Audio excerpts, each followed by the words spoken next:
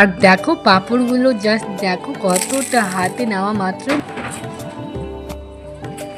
Hello everyone, back to my channel Lakshmi Roy 99 blog চ্যানেলে সবাইকে welcome. সবাই কেমন আছো? আশা করি সবাই খুবই ভালো আছো, আর আমিও বেশ ভালো আছি।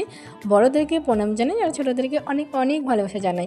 আর আজকে হচ্ছে বুধবার, তোমাদের সাথে আজকে নতুন একটা রেসিপি শেয়ার করব। আর এই রেসিপিটা আমার কাছেও নতুন, যারা যারা এখনও পর্যন্ত খাওনি তাদের কাছে এটা ইউনিক মনে হবে, যেহেতু আমিও খাইনি। তাই আমি এটা প্রথমবার বানাচ্ছি, তাই ভাবলাম চলো তোমাদের সাথে সেই ভিডিওটা শেয়ার করা যাক। আর তোমরা প্রথম শুরুতে তোমরা দেখলে যে আমি ভাত নিয়েছি। হ্যাঁ, আমি ভাত দিয়ে আজকে একটা নতুন একটা রেসিপি শেয়ার করব। তো দেখো ভাতগুলো আমি 3-4 বার করে ধুয়ে নিয়েছি ভালো করে। তোমরা ভাতের জায়গায় পান্তা ভাতও নিতে পারো। সত্যি বলছি, এটা খেতে এতটা মজার ছিল, মচমচে, আর এতটা খেতে টেস্টি হবে আমি ভাবতে পারিনি। তো দেখো ভাতগুলো আমি অর্ধেকটা ভাত একটু জল নিয়ে মিক্সিতে গুঁড়ো করে নিচ্ছি। তারপর পরের যেগুলো ভাত আছে সেগুলোও করে নেব। তো চলো।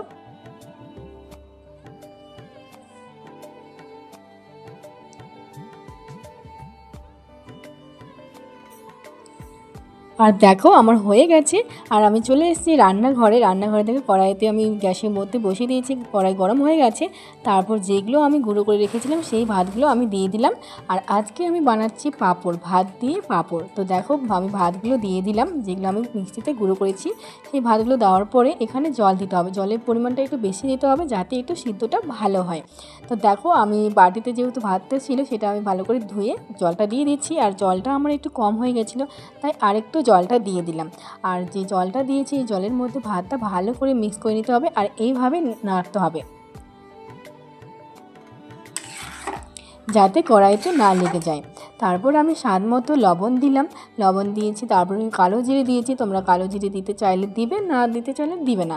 আমি কালো জিরে দিয়েছি। তারপরে হচ্ছে শুকনো লঙ্কা গুঁড়ো দিয়েছি, তোমরা ঝাল অনুযায়ী তোমরা শুকনো লঙ্কা গুঁড়োটা দিবে, আমি আমার মতো করে দিয়েছি।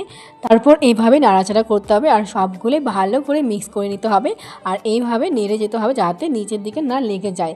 তো দেখো আমার প্রায় শেষের দিকে হয়ে এসছে। তো এভাবে আমি নাড়াচাড়া করছি। তারপর এগুলো আমি একটা বড় একটা পাত্রের মধ্যে নামাবো যাতে সুবিধা হয়। আর তার জন্য আমি নিয়ে নিয়েছি একটা বড় একটা গামলা, সেই বড় গামলার মধ্যে সেগুলো সবগুলোই নামিয়ে নেব।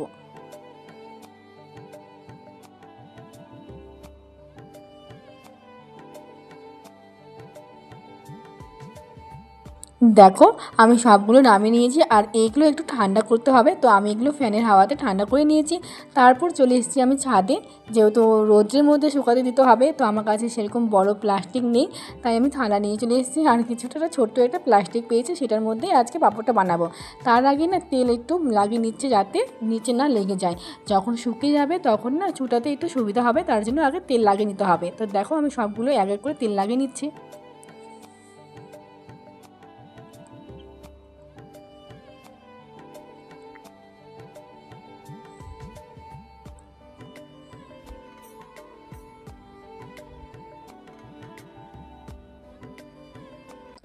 দেখো আমার তেল লাগানো কমপ্লিট হয়ে গেছে। তারপর আমি হাতার সাহায্যে আমি আমার মতো করে শেপ দিচ্ছি।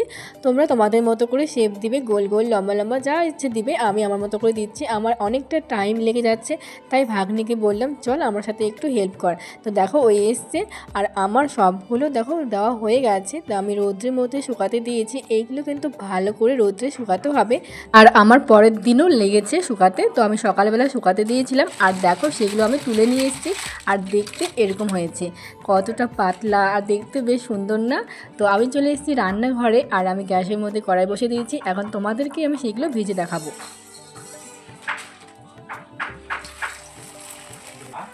আর পাঁপড়টা দেখো কতটা বড় হয়েছে, আমি ছোট দিয়েছিলাম আর কতটা ফুলে কতটা বড় হয়ে গেছে। তো দেখো আরেকবার তোমাদেরকে ভেজে দেখাচ্ছি।